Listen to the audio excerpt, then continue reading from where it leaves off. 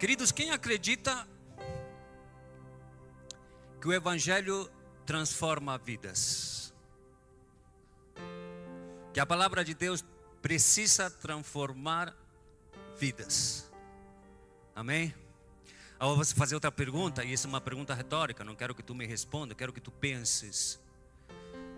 O Evangelho mudou tua vida? O Evangelho está mudando tua vida?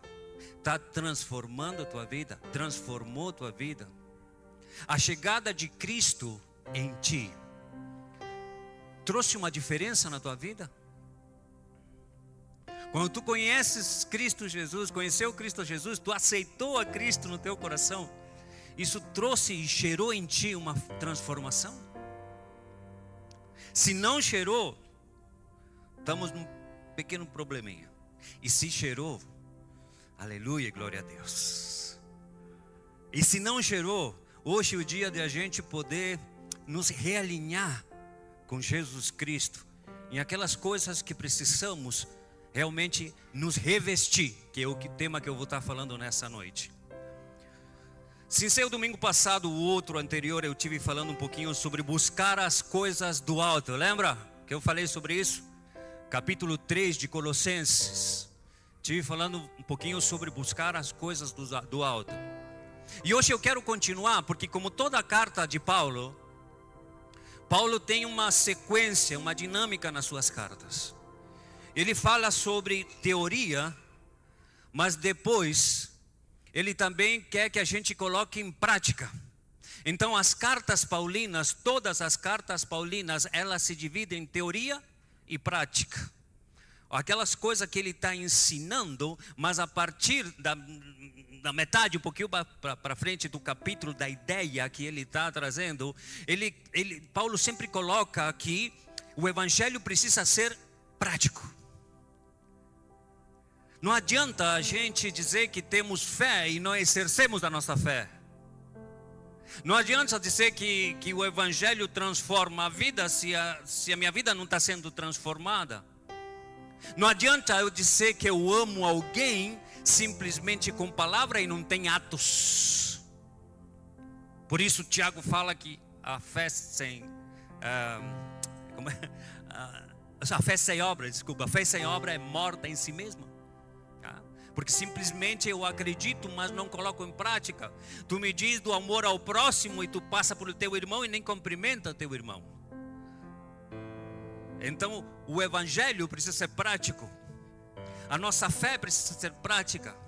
A nossa igreja não se resume a essas 4 paredes que estão aqui, e a que a gente chegue aqui e dê uma instrução de simplesmente uma palavra. A igreja de Cristo precisa ser prática, e como prática nós precisamos exercer o Evangelho de Jesus Cristo para a tua vida e para a vida dos que estão lá fora. Precisamos refletir o Evangelho de Cristo, senão somos, a Bíblia diz, hipócritas.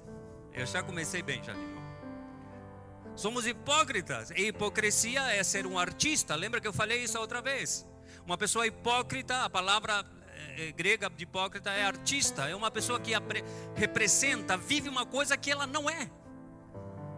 Então por isso, deixe de ser hipócritas. E Jesus dá contra esse pensamento, essa crença de não sermos hipócritas, de viver uma coisa, de mostrar uma coisa que eu não estou vivendo, de pregar algo que eu não estou vivendo, de poder falar algo que eu não estou vivendo. E o Evangelho de Cristo, e Paulo vai nos falar aqui minuciosamente sobre viver e ser prático e refletir o Evangelho de Cristo, aquilo que trouxe uma transformação na tua vida. Se não é somente uma religiosidade, que são leis impostas pelos homens, eu começo a viver uma vida de coisas que impuseram no meu coração, mas não é algo que realmente nasceu do coração de Deus. E eu gostaria que tu pudesse abrir a tua Bíblia junto comigo, lá em Colossenses capítulo 3, versículo 12. Colossenses 3, 12.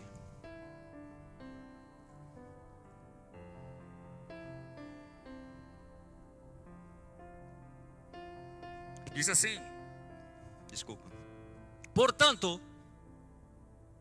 como eleitos de Deus, santos e amados, revistam-se de profunda compaixão, de bondade, humildade, mansidão e paciência. Tá? Versículo 13. Suportem-se uns aos outros. Eu vou ler de novo aqui, tá? Tu sabe que meu português não é muito bom, mas aqui versículo 13 na minha Bíblia diz: suportem-se uns aos outros. Seguinte, perdoem-se mutuamente, caso alguém tenha motivo de queixa contra outra pessoa. Assim como o Senhor perdoou a vocês, perdoe também uns aos outros. Acima de tudo, diz, porém estejam o amor, que é o vínculo da perfeição, que a paz de Cristo seja árbitro do coração de vocês, pois foi para essa paz que vocês foram chamados num só corpo, e sejam agradecidos. Aleluia. Lembra que eu, sincero, o domingo o outro, eu falei sobre buscar as coisas dos altos, de a gente olhar para Cristo, da gente olhar para Jesus, para aquelas coisas que realmente vão edificar a minha vida espiritual. Mas aqui, a partir desse versículo, Paulo está nos falando sobre revestir-nos de uma nova vida, uma nova natureza. Ou seja, colocar, a palavra revestir significa colocar, cobrir-se, vestir-se, trocar, começar a viver diferente. Começar a viver de uma forma diferente. Efésios capítulo 4, versículo 24 também diz: revestivos da nova natureza, criada segundo Deus, em justiça, retidão, procedente da verdade. Quer dizer que agora Paulo, ele está dizendo, irmãos, vocês colossenses, aqui está falando para os colossenses, diz, revistam-se, coloquem-se uma roupa nova, mostrem algo diferente, comecem a viver algo diferente. Esse revestir-se é metafórico, obviamente, não é? É para a gente começar a mostrar, a se vestir com aquelas roupas espirituais que vão mostrar quem é Cristo na minha vida. É começar a viver algo novo. Por quê? Porque estamos falando aqui dos colossenses. Como eu falei domingo passado, o outro, sabemos que Paulo não teve em Colossa, e ele não conhecia o pessoal de Colossa. A maioria deles não conhecia, a não ser Epáfras, que em Colossenses, na final da carta, diz: e o saúda Epáfras, que é um de vocês, e que vocês foram instruídos por Epáfras. Quem estava com Paulo lá era Epáfras, e ele está recebendo informações. Por isso diz: desde que eu escutei de vocês, desde que eu soube de vocês, eu não paro de orar por vocês. Tu sabe que Filemão é um apêndice de Colossenses. A carta de Filemão, que vem depois, é uma carta que está indo para Colossa, e Filemão é o dono da casa onde tem a igreja em Colossa. E a carta para Filemão está indo para Colossa, onde ele está recomendando Onésimo como um dos escravos que tinha fugido e foi procurar Epáfras em Roma. Enfim, isso é para outra pregação. Mas onde eu quero chegar é que Paulo não conhecia pessoalmente. Por isso no final da carta de Paulo ele diz: e a todos aqueles que não me conhecem face a face, quero que vocês saibam que eu estou orando incansavelmente por vocês. Agora, por que eu estou enfatizando nisso? Porque aqui Paulo, ele tinha escutado desse povo de Colossa. Paulo tinha escutado, alguém trouxe a informação, eu acredito que foi Epáfras. Epáfras está lá na prisão domiciliária com ele, em Roma. E Epáfras veio visitar Paulo, e Epáfras era Colossa. Então Epáfras, ele traz toda a informação de como está a igreja de Colossa. Então aquilo que está acontecendo em Colossa chegou aos ouvidos do Paulo. Quer dizer, meu irmão, que o evangelho não somente transforma a nossa vida, senão que transforma o nosso testemunho, nossa forma de viver, ao ponto que pessoas escutam, sabem que nós somos diferentes. Ao ponto que pessoas começam a ver que tem alguma coisa em nós que faz a diferença, e isso cativa o coração das pessoas, ao ponto deles querer saber o que é que nós temos. O que é que tu tens que é diferente? Paulo não conhecia os colossenses, mas escutou falar sobre eles, que eles eram pessoas que amavam os santos. E se tu vê a primeira carta, os primeiros 7 versículos de Filemão, que é enviada também, diz: eu escutei falar do teu amor, da tua fé, da tua perseverança, como tu amas os santos, ó Filemão. E depois ele diz: em nome desse amor, eu quero que tu faça uma coisa para mim. Recebe a Onésimo, versículo 8, a quem eu engendrei nas minhas prisões. Irmãos, era tanto o ministério que tinha Colossenses, que o testemunho deles era bom. E isso Paulo escutou. Paulo soube. Tem algumas outras fraquezas que a igreja de Colossos, nós sabemos que tinham também. Porque era uma época onde o gnóstico estava muito em alta. Estamos falando que os gnósticos, eles se estabelecem no ano 90, 100 aproximadamente, mas nessa época, que estamos falando 64, 60, 64 depois de Cristo, que quando Paulo está preso em Roma, conhecida como as cartas do cativeiro, nessa data começa a surgir essa nova filosofia dos estoicos e epicureus, já falei isso outra vez, onde eles começam a falar sobre o gnosticismo, e a igreja de Colossos está invadida por esse pensamento e essa filosofia. Como nós estamos invadidos sobre pensamentos e filosofias e ideias, mas eles estavam tratando de se manter firme, ao ponto que o testemunho deles fazia a diferença. Então, meu irmão, o texto nos diz: revistam-se. Revistam-se. Eu vou ler de novo aqui porque eu já... Portanto, como eleitos de Deus, santos e amados, revistam-se com profunda compaixão da bondade, da humildade. Meu irmão, eu estava vendo sobre esse revestir ou colocar uma roupa nova. É a gente poder mostrar o meu testemunho através dos meus fatos, dos meus hábitos, da minha forma de falar, da minha forma de tratar as pessoas, da minha forma de poder cumprimentar, da minha forma de evangelizar as pessoas. Meu irmão, eu posso ser muito bom de repente falando do grego, do hebraico, do aramaico. Eu posso conhecer muito das escrituras, mas se a minha vida não está refletindo Jesus, não adianta. Se a minha vida, se a tua vida não reflete Deus, tu não está te revestindo, mostrando, dando testemunho das coisas de Deus.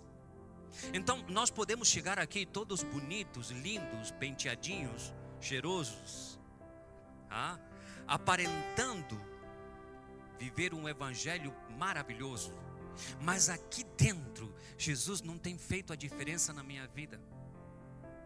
E isso que Paulo está batendo, que o amor de Deus, por isso diz: revistam-se com profunda compaixão da bondade, da humildade, do amor, da paciência. Quer dizer que eu preciso refletir o amor de Cristo. E Paulo está dando um ênfase nisso. Estão refletindo o amor de Cristo. Se tu percebes, o capítulo 2, Paulo expõe razões errôneas que eles negavam o evangelho, ou como eles se direcionavam no evangelho. No capítulo 3, buscam as coisas do alto, ou lutam com aquilo para eles poder se revestir, viver as coisas eternas e não as temporais. E a partir daqui ele começa a falar sobre: revistam-se daquilo que é novo. É algo novo para ti, que é o evangelho de Cristo. Nós como cristãos estamos num programa de educação contínua. Como os filhos de Deus, nós precisamos entender que nós precisamos ter um coração ensinável.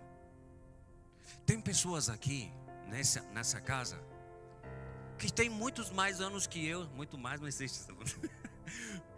mais tempo que eu, talvez no Evangelho,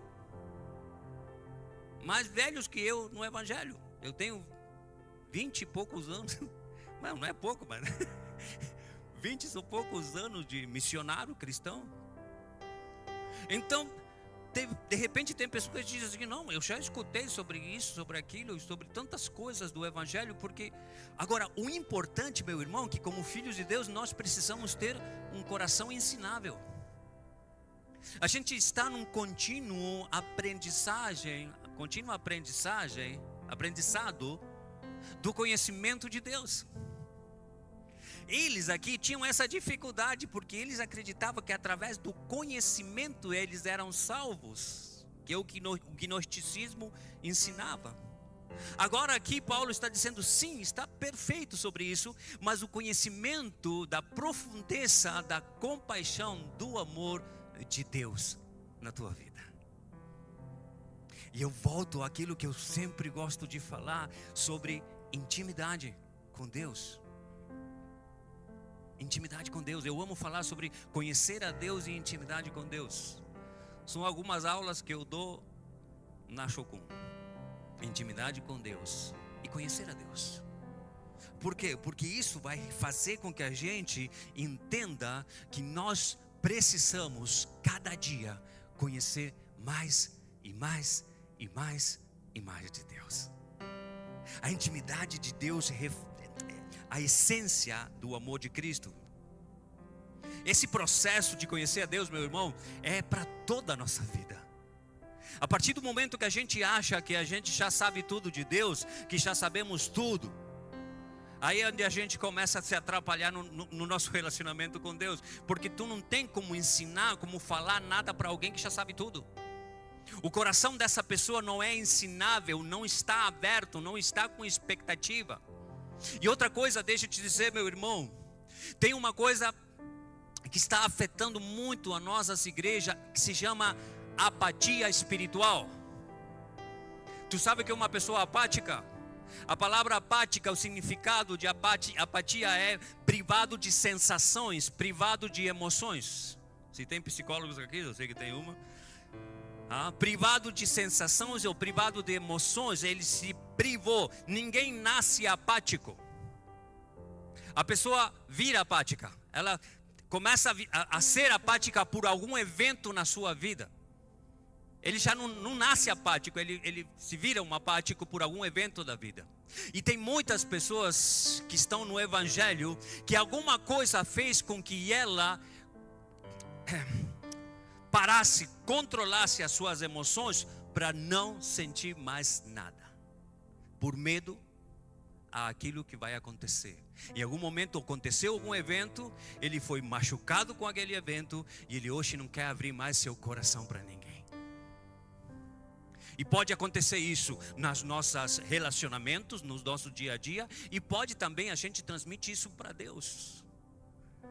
Tem meninas ou meninos que entregaram todo o seu amor para alguém, entregaram seu coração para alguém, essa pessoa falhou, essa pessoa traiu, essa pessoa fez alguma coisa errada com ela, e ela se bloqueou, já não quer amar mais, já não quer se entregar mais, já não quer confiar mais, e ela priva as suas emoções, ela entra no emparedado, que a gente chama em aconselhamento, onde ela já não quer mais manifestar o carinho, o amor, ela acha que isso é vulnerabilidade, ela se sente fraca se ela mostra que ela ama alguém, mas isso no relacionamento horizontal, mas também nós podemos transmitir isso para Deus. E chega um momento onde a gente estamos na igreja, nós estamos aqui, nós estamos apáticos por medo a nós novamente querer confiar em alguém. Só que esse problema agora é que nós estamos com dificuldade para confiar em Deus, para confiar no amor de Deus, Porque estamos apáticos, emocionalmente privados de emoções. E talvez em algum momento da nossa vida, em algum momento da nossa vida cristã, nós duvidamos inclusive da existência de Deus. Porque estamos insensíveis à presença de Deus na nossa vida. Pela apatia, pela privação das nossas emoções. Porque a gente ficou machucado em algum momento. E hoje, se eu abro meu coração, eu não quero ser mais machucado, então eu me sinto vulnerável. Mas irmão, deixa eu te dizer uma coisa. Hoje é um dia que Deus quer falar contigo no mais profundo do teu coração. E precisamos estar sensível ao Espírito de Deus. Então, que teu coração possa ser ensinável. E que tu possas quebrar com essa apatia espiritual, esse bloqueio mental. Que muitas vezes é por medo a não abrir nosso coração, por medo ao que dirão, por medo a não sentir novamente dor se tu entregas novamente teu amor.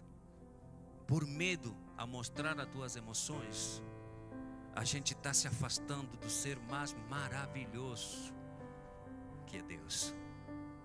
Então que o teu coração possa estar ensinável, que possa estar sensível.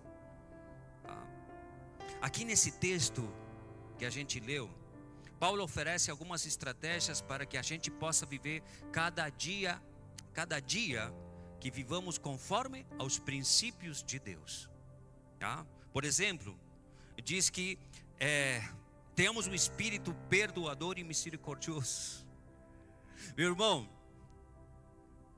sejamos sinceros, para nós refletir o caráter de Cristo, para nós poder viver uma vida conforme o coração de Deus, nós precisamos ter um estilo de vida de perdão. Sim ou não?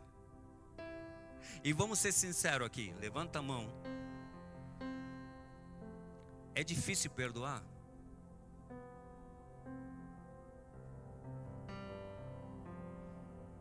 É difícil para ti perdoar?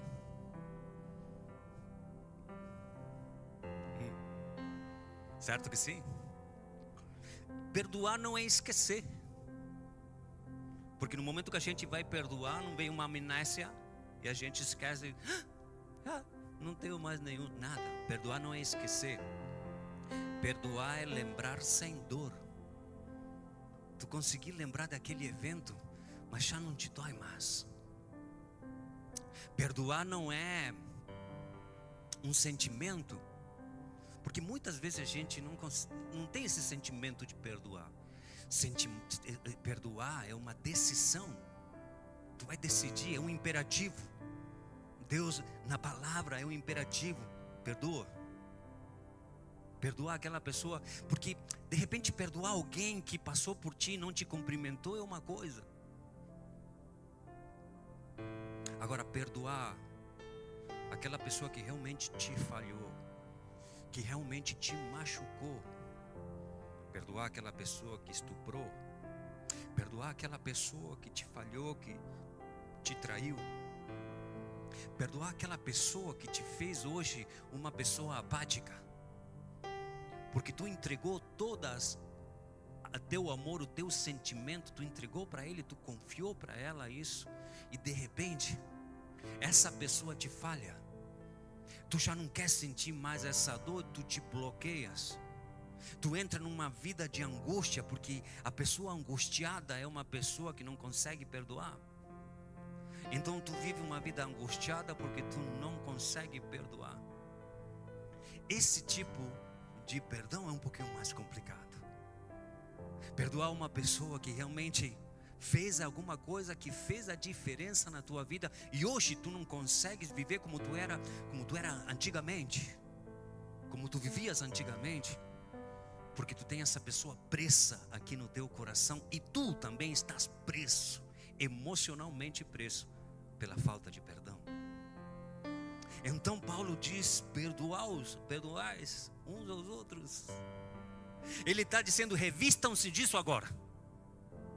Vocês, no começo do capítulo ele fala de olhar para as coisas do céu. Mas agora eu preciso viver esse evangelho. E para viver esse evangelho, eu preciso dar testemunho desse evangelho. E para eu dar testemunho desse evangelho, eu preciso manifestar o evangelho de Cristo. E ele começa com perdão. De repente hoje, meu irmão, é um dia que a gente tem que olhar para o céu e ver as coisas lá de cima. Mas também perguntar para Deus: Senhor, por que eu não consigo perdoar? Ou a quem eu tenho que perdoar? Será que tem alguém que tu precisas perdoar para tu te revestir desse evangelho? Lembra, o evangelho transforma vidas. E um passo maravilhoso é o perdão. Perdoa, Senhor, não sabe o que faz. Quantas vezes devo perdoar? 70 vezes 7, 7 vezes 7, 70 vezes 7. Tem pessoas que tiram até os cálculos lá de 1 minuto e 45 segundos por dia. A gente precisa perdoar. E o texto não trata disso. O texto trata de que nós precisamos ter um estilo de vida que seja perdão. E que é difícil isso para nós. Quantas vezes devo perdoar por dia? Por cada 1 minuto e 40 segundos está perdoando alguém? Não, é um estilo de vida de perdão. Porque quando é com a gente gosta de ser perdoado, sim ou não? Quando a gente rateia não. Quando a gente... Esse é bem gaúcho, né? Quando a gente faz alguma coisa errada, a gente pede misericórdia e perdão rapidinho. E a gente quer ser perdoado rapidinho. Mas quando é com o outro, a tendência nossa é que a gente desce a ripa. Lembra de Davi? Natan chega lá, tem um cara lá que passou, pegou as ovelhas, tinha 1000 ovelhas, pegou a ovelha do cara, a única ovelha. O que fazemos? Mata ele. Pague 10 vezes mais. Esse cara é você. Como dói, né? O evangelho, ele precisa transformar a nossa vida de dentro para fora. E eu preciso me revestir com isso. Deixar o amor, versículo 14 diz: deixar o amor nos guiar. Acima de tudo, porém, esteja o amor, que é o vínculo. O que é o amor, meu irmão? Primeiro o perdão, né? E Paulo diz: eu vou te dar algumas linhas, alguns caminhos para tu te revestir desse novo que é o evangelho. O primeiro, perdoa. Depois tu ama. Amar, um dos significados que eu gosto de amar é o bem-estar máximo da outra pessoa. É o melhor para a outra pessoa. Quando tu amas alguém, tu quer o melhor para outra pessoa. Quando tu quer o melhor para ti, o melhor para ti, o melhor para ti, isso tem outro nome, se chama luxúria. Não é amor. Tá? Tem pessoas que chegam e dizem: não, eu preciso me casar, eu preciso ter um relacionamento, eu preciso isso porque eu. Para, tu não está pronto para casar, porque tu estás muito preocupado contigo. E o amor é o bem-estar máximo do outro. E se Deus é amor, meu irmão, Ele quer o melhor para ti. E nós refletimos esse amor ao ponto que hoje eu posso transmitir esse amor para a vida dos outros. Se preocupar com o outro, se preocupar com o teu cônjuge, se preocupar com o teu irmão, se poder dispor para ajudar e abençoar a vida do teu irmão. Lembra que a fé sem obra é morta. Então Paulo, ele está dando algumas diretrizes: perdoa, que é para o próximo, que é para o outro, perdoar ele, e também tu é livre disso, mas também tu ama. Quer dizer que o evangelho, esse evangelho que transformou a tua vida, precisa tu refletir isso para a vida de outros também, de ajudar, de abençoar, de dar uma palavra de bênção, uma palavra rema, uma palavra de ânimo. Tem pessoas, meu irmão, que estão precisando assim, a gritos, de uma palavra, de um abraço. E isso é refletir o amor. Só que tem coisas, meu irmão, que só nós fazemos, sabia, né? Tem coisas que Deus não vai fazer. Esse é meu gordinho favorito. Isso aqui, isso aqui, Deus pode fazer isso? Pode, com certeza. Mas para isso estamos nós, como filhos de Deus, dar um abraço, chamar ele, tu é um gordinho lindo. Não minta, mas dá um abraço, dá um carinho. Gente, tem pessoas que estão desesperadas para que tu mostres o amor de Cristo. E não é dinheiro, não é um abraço, sentar com a pessoa e escutar essa pessoa. Tu sabe quantas pessoas podem ser curadas simplesmente que tu sentes com ela para escutar? Como tu está, minha irmã? Como tu está, meu irmão? Prestar atenção, olhar olho no olho. Isso é refletir o amor de Cristo para a vida dos outros. Temos feito isso? Temos refletido o amor de Cristo para a vida de outras pessoas? Não, pastor, eu estou vindo todo domingo na igreja. Uau, parabéns. Tu quer um balão? Eu vou te dar um balãozinho. Quer um presente? Maravilhoso. Assistências do irmão fulano estão todas lá. Mas está refletindo o amor de Cristo? Tu estás falando de Deus ou tu estás falando no nome de Deus? Que uma coisa é tu falar de Deus. Aqui nós temos um apóstolo, o apóstolo João. Se eu chego aqui, eu digo assim, eu como apostolinho, pastor João mandou dizer tal coisa. O pessoal presta atenção que o pastor, o apóstolo, certo? Agora eu posso falar do João, ou posso falar no nome de João. Quando eu falo no nome de João, eu tenho autoridade. Queridos, tu precisa entender que tu sendo filho de Deus, tu tens uma autoridade delegada por Deus na tua vida, porque tu fala no nome de Deus. E para eu refletir o nome de Deus, eu preciso viver princípios que me levam no reino de Deus, que eu vivo esse reino. E um deles é o perdão, e outro deles é o amor. O amor pelas pessoas. A compaixão, tem alguns que dizem compaixão, que é uma tradução. É se preocupar, é estar pendente pelo outro, pelo teu cônjuge, pelo teu... Isso é mais fácil por aquela pessoa que a gente vive no dia a dia. Mas o teu vizinho, pergunta do milhão é: uma pessoa se anda comigo, se vive comigo, se convive comigo, ela conhece Cristo através da minha vida? Deveria conhecer, porque eu tenho que refletir isso. Lembra que tem aquele ditado que eu sempre digo: prega em todo momento, e se é necessário, fala. Isso é refletir o amor. Deixar então o amor guiar as nossas vidas. Perdoar. E aqui tem outra coisa: tolerar uns aos outros. Aqui a gente está. Como estamos na tolerância com os nossos irmãos? É tolerar que está em português, né?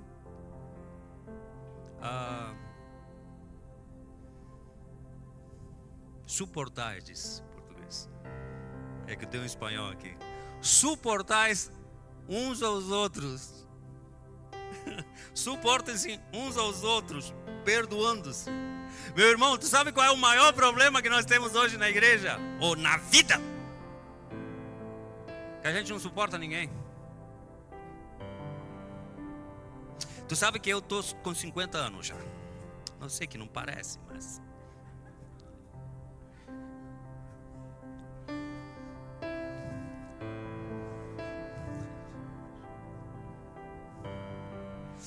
eu estou com 50 anos. Eu lembro, agora eu estive na minha terra lá. Passei com minha mãe, com meus parentes, Natal e fim de ano. Quem passou o Natal e fim de ano com a sua família aqui? Levanta a mão. É lindo, é maravilhoso, né? Passar com... Mas eu lembro que anos atrás, não sei como é aqui no Brasil, tá? Mas eu lembro quando era mais criança, é que o povo, os parentes chegavam de todo canto do país. E meu país não é muito grande também, né? Então, em 2, 3 horas tu chega de outro lado do país. Mas eles chegavam e um trazia um porco, outro trazia não sei, uma ovelha, porque lá se come muito isso. Outro trazia um churrasco, um bolo, uma coisa, outro.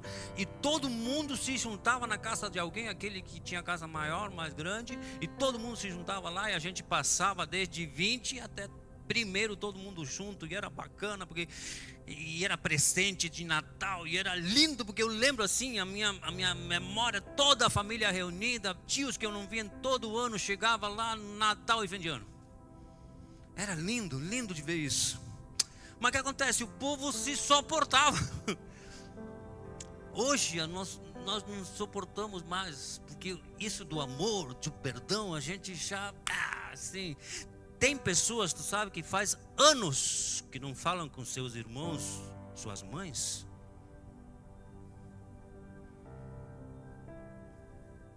E agora esse fim de ano aqui, pela graça de Deus, eu tenho um irmão que mora no Chile, outro que está no Uruguai, e eu que estou no Brasil.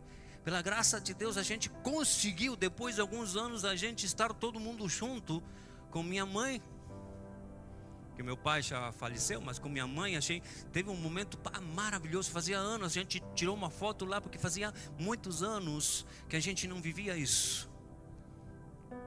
Na minha família não tem, mas eu sei que tem muitas famílias que estão brigados uns com os outros, porque já não se suportam mais, já não conseguem viver mais juntos, já não conseguem viver, não conseguem estar num ambiente juntos, porque já não se toleram, não se suportam mais. E a palavra de Deus nos diz: meu irmão, suportem-se uns aos outros e perdoem-se uns aos outros. Nós estamos com pouca paciência e pouca tolerância. O mundo está tão corrido, estamos tão corridos com tantas coisas, que a gente não consegue parar para analisar aquilo que realmente é importante, que são nossos relacionamentos, nossas famílias, porque amanhã todos nós temos data de validade, amanhã já não vai estar mais lá. E tu passou anos sem falar com essa pessoa, ou não conseguiu perdoar essa pessoa, passou anos sem falar com ela, mas aí agora não está, foi embora, validade parou. E tu diz: nossa, não falava com meu irmão faz tempo, não falava com a minha irmã faz tempo, não falava com meu pai, com minha mãe. E muitas vezes a gente não se suporta, ou não se tolera, ou não se perdoa por coisas tão banais, por um orgulho que nós temos que está nos destruindo, porque a gente é tão orgulhoso, achamos que somos a última Coca-Cola do deserto, e como somos a última Coca-Cola do deserto, todo mundo tem que se postrar diante de mim, se não me perdoa, eu não perdoo. Meu irmão, humildade, desce do pedestal, porque Jesus, sendo Deus, Ele deixou de ser Deus e se manifestou que nem nós, nos perdoando, nos suportando, porque tu sabe o que a gente merece, né? A gente merece o coração do inferno, se é que o inferno tem coração. Mas Deus olhou para nós e Deus diz: não, eu vou perdoar minha irmã, vou perdoar minha filha, meu filho, porque eu sei que Ele pode mudar. Mas a gente não suporta ninguém. Isso. Dizemos que somos cristãos. Lembra, o Evangelho precisa transformar minha vida. E eu preciso refletir esse Evangelho. E eu preciso perdoar, amar e suportar as pessoas. É difícil suportar alguém, não é? Agora, tu já pensou? É difícil te suportar? Eu sempre digo que a Silvana, minha esposa, ela teve uma bênção de Deus quando ela me conheceu. Porque ela não luta com essas coisas. Eu sou um cara passivo, amoroso, simpático. Mas eu tive que tratar muito a minha paciência.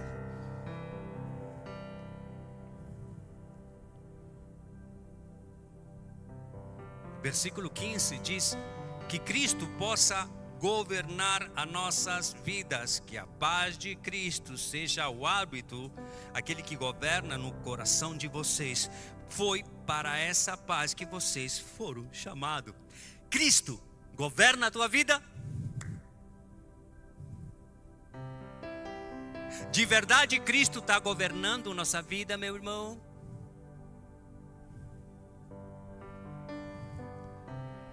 Governar, uma pessoa que governa é a autoridade máxima na nossa vida. É a pessoa que direciona a minha vida. Ele está em autoridade na minha vida. Ele é aquele que direciona e eu vou. Realmente Deus está governando a nossa vida, ou eu estou governando a minha vida, fazendo as coisas do meu jeito, como eu quero, da forma que eu quero, do jeito que eu quero, e depois, se não dá certo, eu coloco a culpa em Deus. Será que nós estamos fazendo aquilo que Deus já tem nos mandado fazer faz tempo? Cada domingo chega um profeta aqui para falar para ti aquilo que Deus está te direcionando. Domingo passado tivemos um culto maravilhoso, onde Deus manifestou o seu Espírito de uma forma linda nas nossas vidas. Agora, a gente saiu daqui e aconteceu o quê? Porque não é somente o oba-oba do culto de aleluia, glória a Deus e fantástico. Amanhã tu precisas continuar te deixando governar por Cristo, senão eu sou um hipócrita. Eu saio daqui do culto. Teve um evento, eu vou contar um evento para vocês. Tivemos um culto maravilhoso aqui.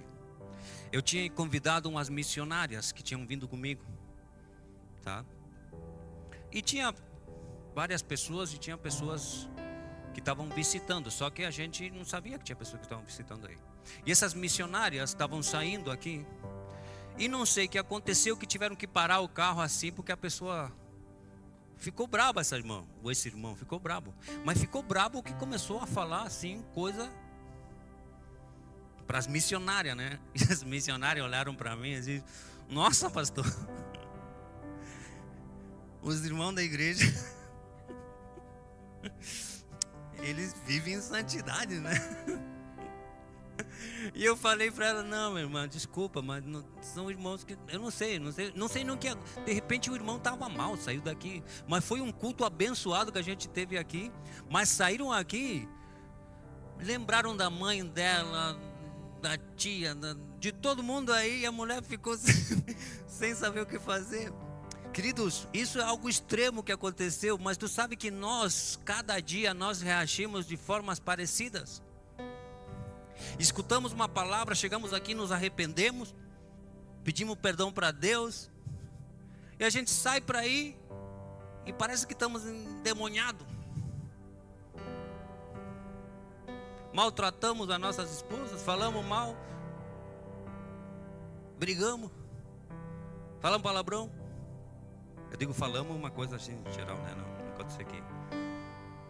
Será que Deus realmente está governando a tua vida? Ou estou sendo um hipócrita? Será que realmente eu estou vivendo conforme os princípios e os valores de Deus? Porque esse evangelho que hoje eu manifesto aqui, que eu levanto minhas mãos, terminou o culto 9h30, e o Deus precisa ser aquele que ainda governa a minha vida, hoje, amanhã, depois da manhã e o resto da minha vida, porque é Deus o Senhor da minha vida. Eu preciso refletir o caráter de Deus na minha integridade, na minha forma de viver, no meu negócio, no meu trabalho, na minha família, com meus filhos, com minha esposa, na minha forma de falar, na minha forma de eu viver. Eu preciso seguir sendo governado por Deus. Meu irmão, não é somente aqui, E Paulo está dando essas diretrizes porque aquele povo achava que era somente conhecimento, e não é somente conhecimento, porque tu pode pegar o Google hoje, tu pode pegar um livro de comentário de Moody, Matthew Henry ou Guillermo Hengliks, e tu pode ter muito conhecimento sobre as escrituras. O que vai fazer a diferença na tua e na minha vida é viver esse evangelho de uma forma diferente, botar em prática. Porque conhecimento, se tu tem um QI um pouquinho alto, tu vai ter, mas a autoridade é diferente.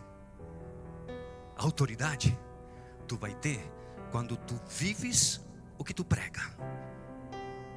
A autoridade tu vai ter quando tu realmente manifestas aquilo que tu prega. Permitir então que Cristo seja o governante da tua vida. E já estou concluindo. E diz também versículo 15: que em tudo sejamos gratos. Então é o amor, é o perdão, é deixar Senhor ser o governante da minha vida, ser gratos a Deus. Tu sabe que a coisa mais feia que a gente pode viver é conviver com alguém ingrato. Tu conhece alguém ingrato? Conhece ou não conhece? Como reage uma pessoa ingrata? Ela é ingrata. Ela não está agradecida com nada. E faças o que tu faças para ela, ela não gosta. Se tu chega para ela e tu diz assim: tu não tem que dar um copo d'água, não tem que dar nada, mas por amor tu quer dar, né? Tu faz um suquinho para ela de laranja. E ela vai e te diz: nossa, o suquinho estava sem açúcar, que suquinho feio. Tu chega amanhã e tu diz: não, vou fazer um suquinho por amor. Eu não tenho que dar suco nenhum, mas por amor eu vou fazer um suquinho para ela. Eu vou colocar um pouquinho mais de açúcar. Daqui a pouco tu dá o suco para ela, tem muito açúcar. E daqui a pouco tu tira um pouquinho mais de açúcar, mas está muito forte, tem muita laranja. Está muito frio, está muito quente. É muito quente, muito quente. Está muito isso. Uma pessoa ingrata, meu irmão, ela vira crítica. Uma pessoa grata, tu nunca vai agradar ela em nada. Então ela vira crítica, e a crítica te leva à murmuração. E tu lembra o que aconteceu com o povo que murmurou no deserto? Eles não acessaram as promessas de Deus pela murmuração, pela crítica e pela ingratidão. Meu irmão, a palavra de Deus diz ser grato em todo momento. Quantas coisas tu tem que agradecer a Deus hoje por estar aqui? Quem se levanta de manhã cedo e diz: Senhor, obrigado, Deus, obrigado porque hoje eu estou conseguindo respirar. Tu lembra na época do Covid? Quem teve dificuldade para respirar? Alguém teve alguma dificuldade para respirar? Naquele momento, um pouquinho, respirar bem já. Senhor, aleluia. Só pelo ar. A gente clamava por um pouquinho de ar. Mas a gente não percebe isso hoje. Quem já teve com fome aqui? É difícil estar com fome. Dói aqui dentro. E tu não tens. E quando não tem, não tem. Não é que eu vou na geladeira. Não tem. E Deus provê. Senhor, muito obrigado por esse X, por isso. Quem teve com sede, quem teve doente, com problema de saúde, enfim, tantas coisas. Quem já teve sozinho e precisava da companhia de alguém. Estamos sendo gratos a Deus pelos mínimos detalhes? Ou estamos sendo ingratos, críticos e murmuradores? Lembra que isso não te vai te levar a a ter o acesso das coisas de Deus. Então Paulo, nesses versículos, ele está dando várias diretrizes para a gente se revestir de um novo homem, para a gente vestir algo novo com Deus, para a gente viver algo novo com Deus, para a gente poder começar a refletir algo novo com Deus. A minha intimidade com Deus me leva a mais santidade, e quanto mais santidade, mais revelações do reino de Deus eu vou ter. Então Paulito aqui, ele está dando esses direcionamentos para a gente poder entender como precisamos colocar em prática. E para concluir, versículo 17. E tudo que fizerem, seja na palavra, seja na ação, faça no nome de Jesus, dando por ele graças ao Pai. Queridos, para a gente se revestir, nós precisamos entender que nós somos representantes do reino de Deus. Como representante, nós temos certas responsabilidades.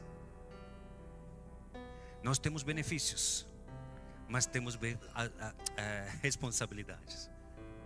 Diz, que a palavra seja quem direciona a tua vida, Deus governa a tua vida e tu é representante. Tudo faças para Deus. Deus governa, a palavra me direciona e eu faço o que eu faço por amor a Deus. Como está a tua vida com Cristo hoje?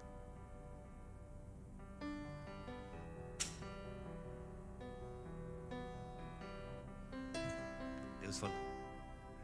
Como está a tua vida com Cristo hoje? Será que precisamos perdoar alguém?